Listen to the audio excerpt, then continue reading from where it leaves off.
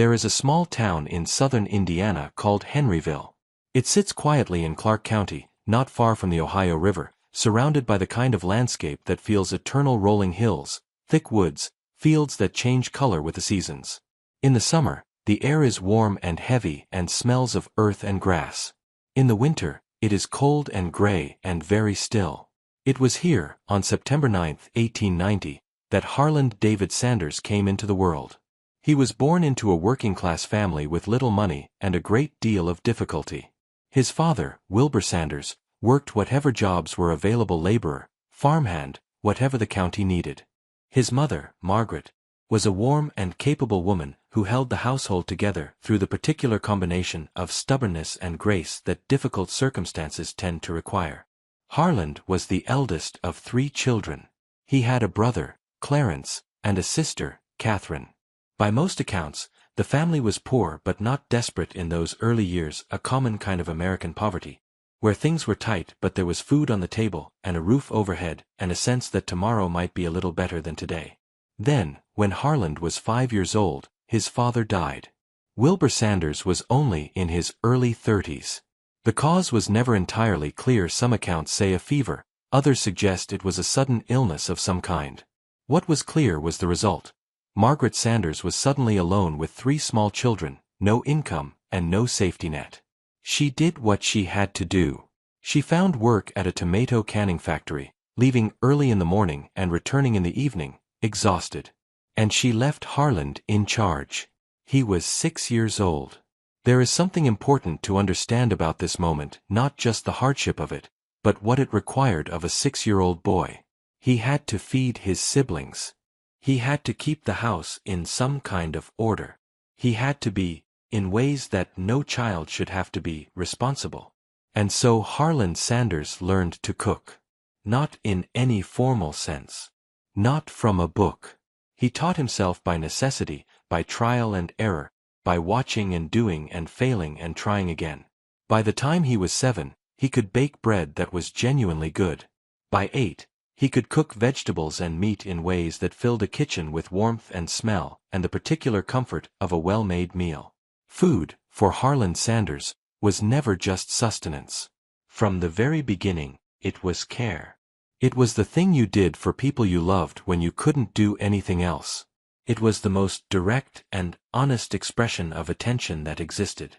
He would carry that understanding with him for the next 80 years. The stepfather and the road. Margaret Sanders remarried when Harland was around 7 years old. The new stepfather was a man whose name history has largely not recorded with fondness. He was strict, often harsh, and had little patience for Harland's particular combination of stubbornness and energy. The relationship was difficult almost immediately. Harland was not a child who accepted authority without question. He was observant and opinionated and had already developed, through the circumstances of his early years, a strong sense of his own judgment. This did not make for easy cohabitation with a stepfather who expected compliance. By the time Harland was 12 years old, he had left home. 12 years old. To put that in context, he was a child, by any modern standard. He was not yet a teenager. And he set out to make his own way in the world. He found work on a nearby farm, hired as a farmhand. The work was hard and physical and relentless: up before dawn, working until dark, sleeping in whatever accommodation the farm provided. But he was strong for his age, and he was determined, and most importantly, he was free from the stepfather's house. Over the next several years, Harland Sanders tried a remarkable variety of things. He worked as a farmhand. He lied about his age and enlisted in the United States Army. He was 15, claiming to be older, and served briefly in Cuba during the aftermath of the Spanish-American War before being discharged. He came back to Indiana, worked more farm jobs, tried to find his footing. He was restless. That's the word that comes up again and again in accounts of his early life. He was restless and impatient, and always convinced that whatever he was doing at the moment wasn't quite the thing he was supposed to be doing. He tried streetcar conducting. He studied law by correspondence, actually passed the bar exam in a limited sense, and practiced for a while in justice of the peace courts in Arkansas. He sold insurance. He ran a ferryboat operation on the Ohio River. He manufactured acetylene lamps. He worked for the railroad. He married at 18 a woman named Josephine King, whom everyone called Josie. They would have 3 children together, a daughter named Margaret, a son named Harland Jr., and another daughter named Mildred. The marriage was strained almost from the beginning, partly because Harland was never still, never settled, always trying the next thing, and stability is difficult when the person at the center of a household is always pivoting. The pattern of these years is important to understand. It is not the pattern of someone drifting aimlessly. It is the pattern of someone with enormous energy and ambition who hasn't yet found the right container for those qualities. Harland Sanders wasn't failing because he lacked drive or intelligence. He was failing because he was trying things that weren't quite right, that didn't fit the particular combination of skills and instincts and passions that were uniquely his.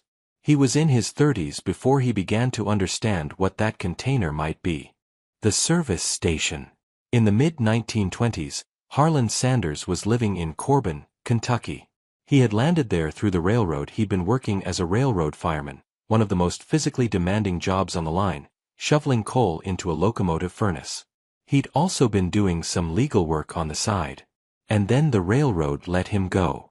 He found himself in his mid-30s, without steady income, with a family to support, in a small Kentucky town. He leased a service station.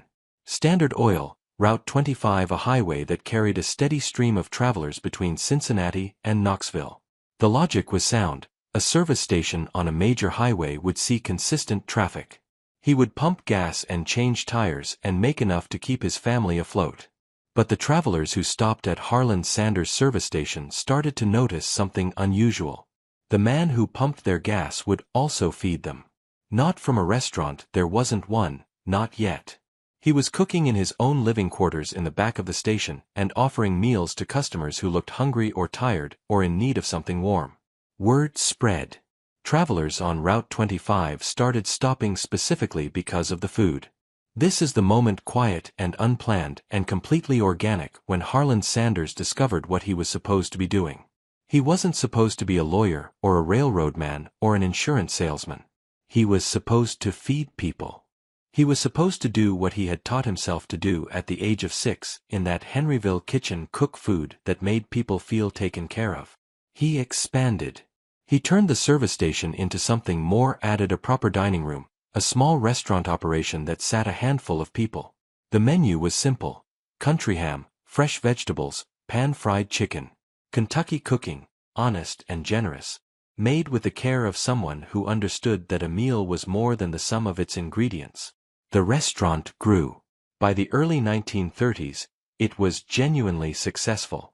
The Kentucky State Legislature passed a resolution recognizing Harland Sanders' dining establishment as a landmark. The governor of Kentucky, Ruby LaFoon, gave Sanders an honorary title, Colonel. Kentucky Colonel. A ceremonial honor bestowed upon people who had made noteworthy contributions to the state. Harland Sanders was delighted by it. He began to lean into it, the Colonel. He liked the identity it gave him, the dignity of it, the sense of tradition and hospitality that it implied. He would eventually make it the foundation of his entire public persona. But first, he had more failing to do. Fire, war, and the pressure cooker. In 1939, Harland Sanders' restaurant burned down. He rebuilt it, expanded it to 140 seats. The new Sanders Court and Café was a proper establishment, a motel and restaurant combination that served the traveling public on Route 25 with genuine quality and warmth. The Colonel presided over it in person, cooking, greeting guests, maintaining the standards he'd set for himself.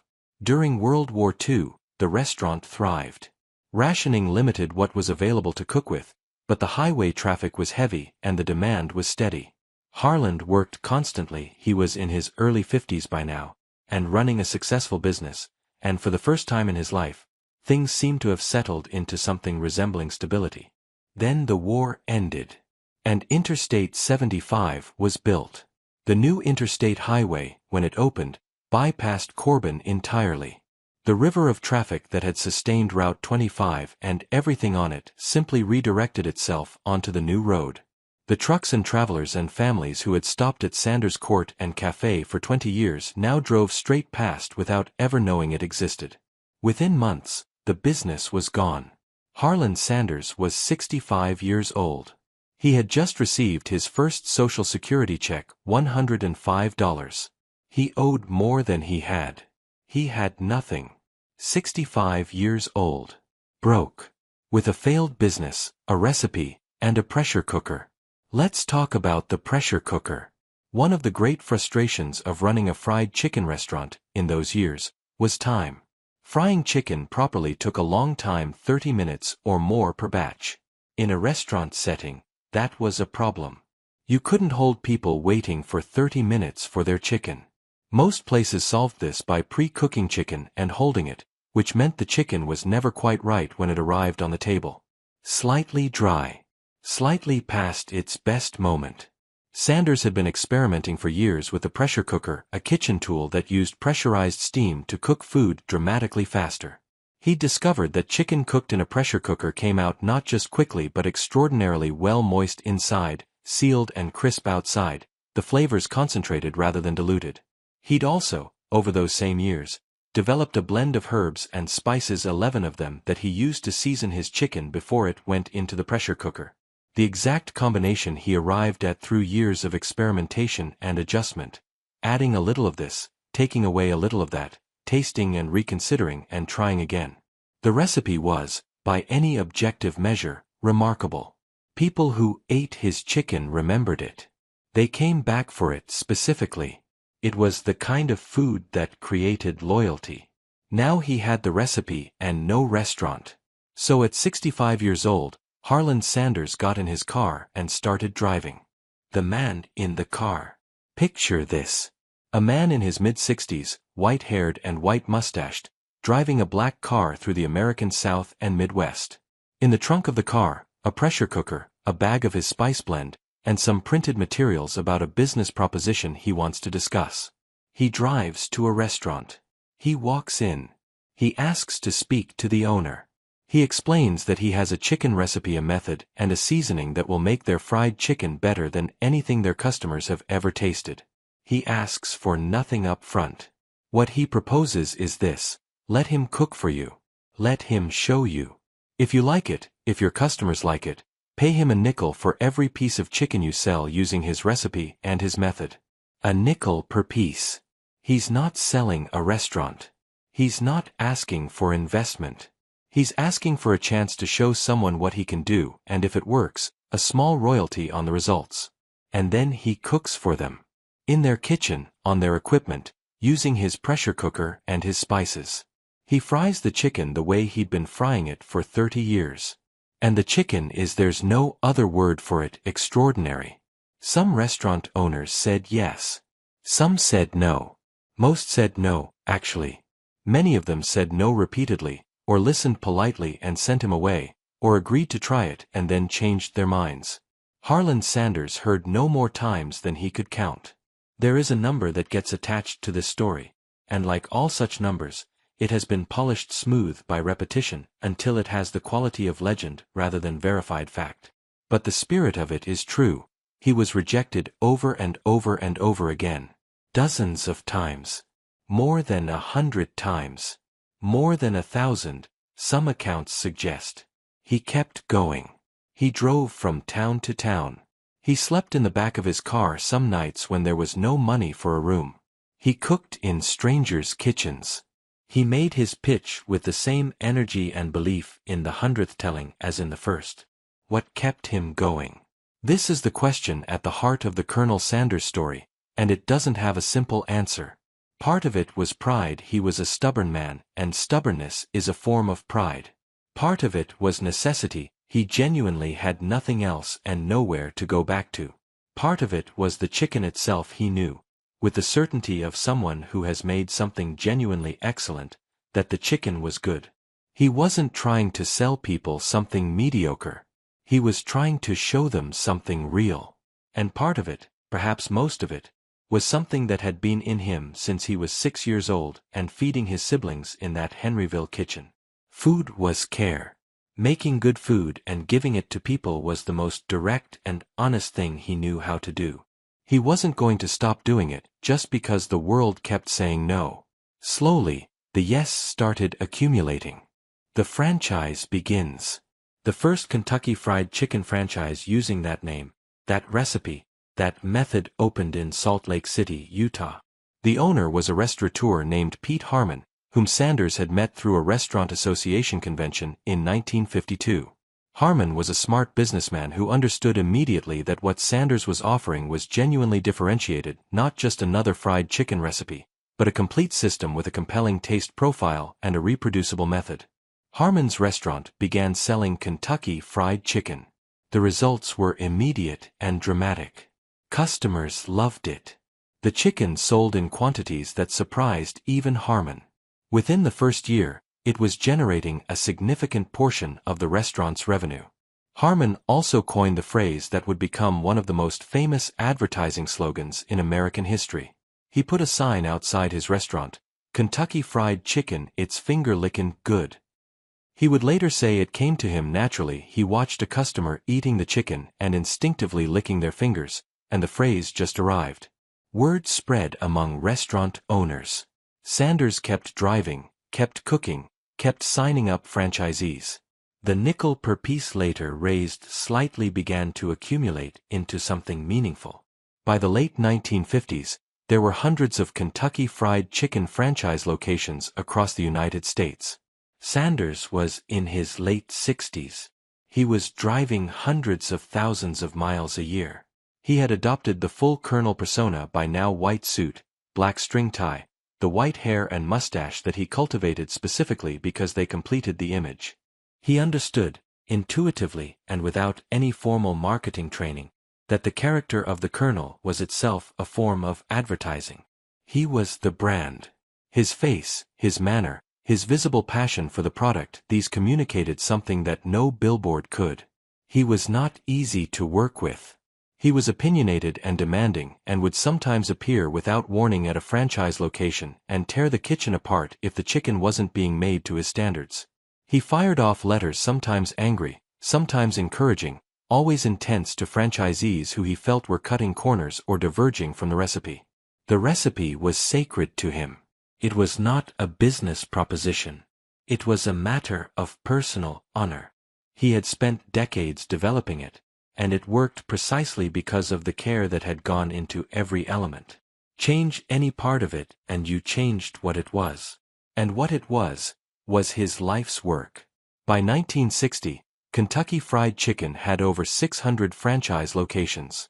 It was growing faster than Sanders could manage alone. The sale. John Y. Brown Jr. was 29 years old in 1964, a young Kentucky lawyer with ambition and energy and very little money.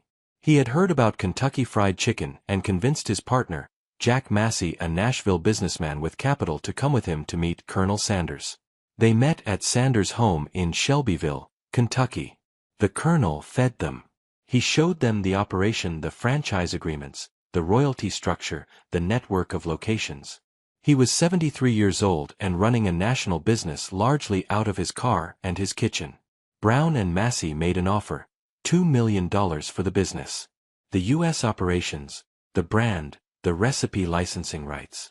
Sanders negotiated. The final price was reportedly around $2 million, with an agreement that he would remain as a spokesperson and brand ambassador, and that he would continue to receive royalties on Canadian operations, which he retained separately. $2 million. After a lifetime of struggle and failure and starting over, he took the deal. Here is where the story gets complicated in the way that real stories always do. Harland Sanders took the money, and almost immediately began to regret it. Not the financial terms. $2 million was a genuine fortune, and he knew it. What he regretted was what happened to the chicken. Brown and Massey were businessmen. Excellent businessmen. As it turned out, they grew KFC into a global enterprise of extraordinary scale. But their relationship with the product was different from Sanders. They were interested in consistency, replicability, cost efficiency, growth. The franchise network expanded at a rate Sanders had never imagined. And in that expansion, the Colonel believed, the chicken changed. He would visit franchise locations and taste the chicken and find it wrong. The gravy especially. He famously described the gravy used by the company after the sale as wallpaper paste, and said so, publicly, to anyone who would listen. He wrote letters. He complained in interviews. He showed up at franchise locations and told the staff the food was terrible. The company sued him at one point for defamation for making public statements about the quality of the product. The lawsuit was settled, but the tension never entirely went away. For the rest of his life, Sanders remained both the face of KFC and one of its most vocal critics. He was the brand's greatest asset and occasionally its most prominent problem. What was he doing? Why wouldn't he simply take his money, retire, enjoy the life he'd earned? Because the chicken was his. Not legally he'd sold it. But the chicken was him, was the expression of everything he'd learned and cared about since he was 6 years old, cooking for his siblings in Henryville. Watching it be made wrong, at scale, by people who were optimizing for something other than excellence, it was a particular kind of pain that money couldn't address. He kept traveling. He kept cooking demonstrations. He kept the white suit and the string tie. He kept being the Colonel, because the Colonel was the thing he had spent a lifetime becoming. The face of the brand. There is something extraordinary that happened with Harland Sanders' image in the years after the sale that is worth dwelling on. He became, genuinely, one of the most recognizable human beings on the planet. Not through advertising campaigns planned by agencies, not through carefully managed public appearances, not through the machinery of modern celebrity. Through his own face, his own presence, his own insistence on being himself everywhere he went. The white suit was not a costume. He wore it because he liked it. He'd adopted it in the late 1950s, and it became his permanent mode of dress: white double-breasted suit, black string tie, the hair and mustache impeccably groomed. He looked like a character from a different era, which was partly the point. He represented something Southern hospitality, a certain idea of craftsmanship and care, the notion that food was worth taking seriously that the white suit communicated instantly. He appeared on television shows, in newspaper profiles, at state fairs and food conventions and franchise openings. He was funny, plain-spoken, and genuinely interesting to talk to. He had opinions about everything and shared them freely. He was in his 70s and 80s and retained an energy that embarrassed people half his age. He also continued to make personal appearances at KFC franchise locations around the world.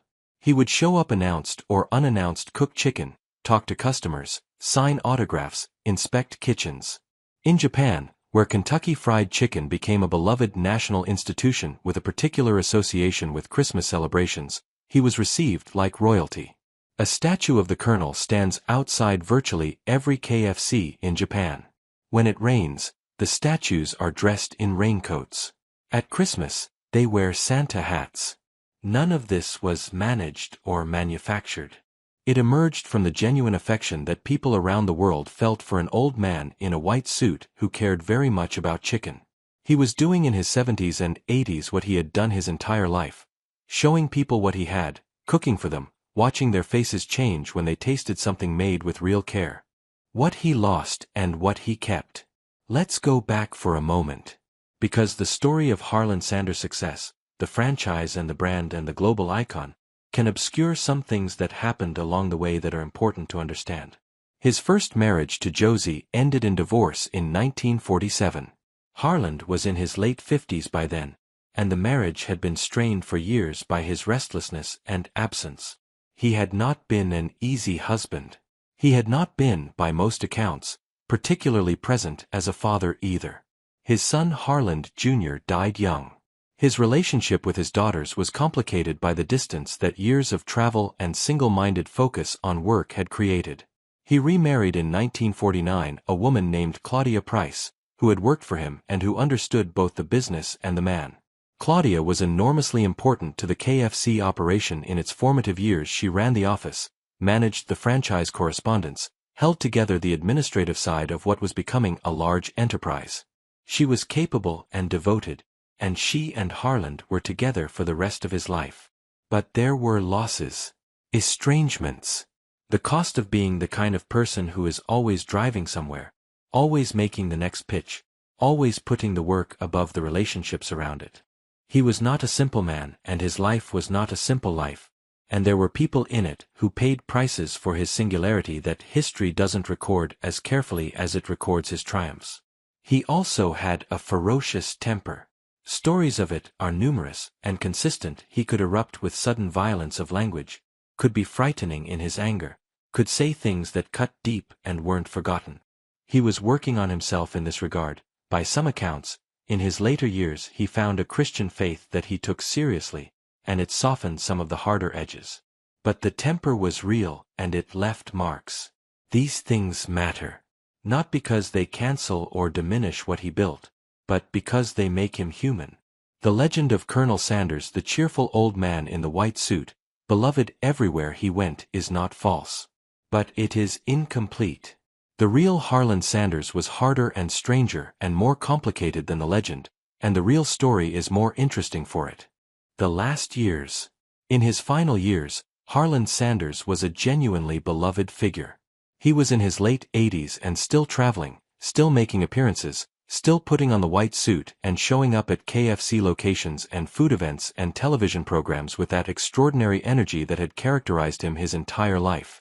He had become, in a way that surprised even him, a symbol. Not just of Kentucky Fried Chicken, not just of Southern cooking, but of something larger, the idea that it was never too late, that starting over at 65 was possible, that the thing you were meant to do might not find you until you'd failed at everything else first. He received letters from people who had read his story and found in it something they needed. People who were facing their own late start moments, their own highway bypasses, their own 65-year-old beginnings. He answered many of those letters personally. He understood what they were asking, and he took it seriously. He had opinions about everything right up until the end. About food. Obviously, he never stopped believing that the franchise had compromised the product, never entirely made peace with the industrial scale that KFC had achieved.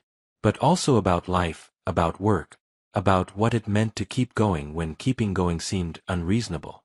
"I've only really worked since I was 65, he would say sometimes. The line was partly a joke. But only partly. He had worked his entire life, of course. But the thing he was meant to do, the thing that used every part of him, the cooking and the salesmanship and the stubbornness and the deep need to feed people, well, he had only found that at 65. Everything before it was preparation. Preparation that looked, from the inside, like failure. On December 16, 1980, Harland David Sanders died of leukemia in Louisville, Kentucky. He was 90 years old. He had been diagnosed several months earlier and continued working almost until the end, making public appearances, wearing the white suit, being the colonel. He lay in state at the Kentucky State Capitol, a rare honor for a private citizen, and thousands of people came to pay their respects. He was buried in Cave Hill Cemetery in Louisville, in the white suit. The empire, after. The company he'd sold for $2 million continued to grow after his death in ways that would have astonished him and almost certainly infuriated him simultaneously. John Y. Brown Jr., who had bought KFC in 1964, sold it to Hoobline Incorporated in 1971 for $275 million. Hoobline sold it to R.J. Reynolds in 1982. Reynolds sold it to PepsiCo in 1986. PepsiCo spun it off as part of Yum! Brands in 1997. Today, Kentucky Fried Chicken operates over 26,000 locations in more than 145 countries. It is one of the largest restaurant chains on earth. The $2 million Sanders received in 1964 has been pointed to many times as one of the great undervalued sales in American business history. Given what the brand ultimately became, he left an almost incomprehensible amount of money on the table. He didn't regret the price, exactly.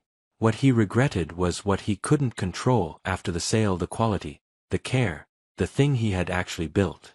The money was never really the point. What was the point?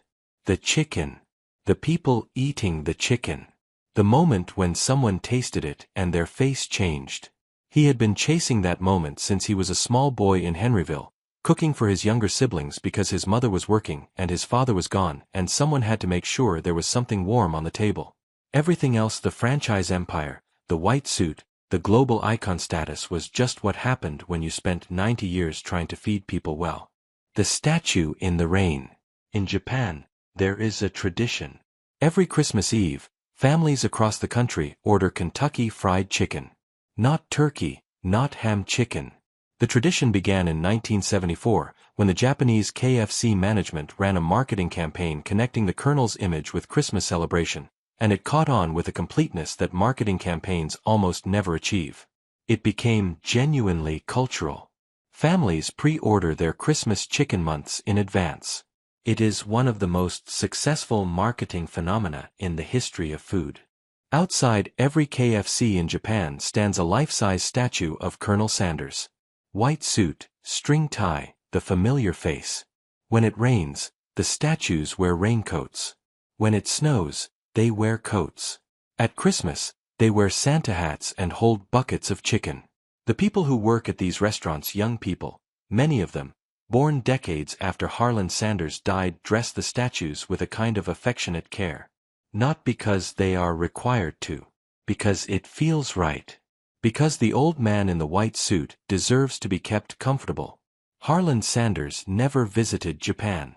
He died before the Christmas tradition fully took root. He never saw the statues, never knew the particular way his image had become woven into the fabric of a culture on the other side of the world. But somewhere in that tradition, in the care of dressing a statue against the rain, in the family gathering around a bucket of chicken on Christmas Eve, in the warmth of a shared meal that crosses every cultural boundary that supposedly divides us, is the thing he understood at 6 years old in a Henryville kitchen. Food is care. A well-made meal is attention. When you cook for someone, you are telling them, in the most direct and honest language available to you, that they matter. He spent 90 years saying that. The statues stand in the rain, patient and white-suited, saying it still.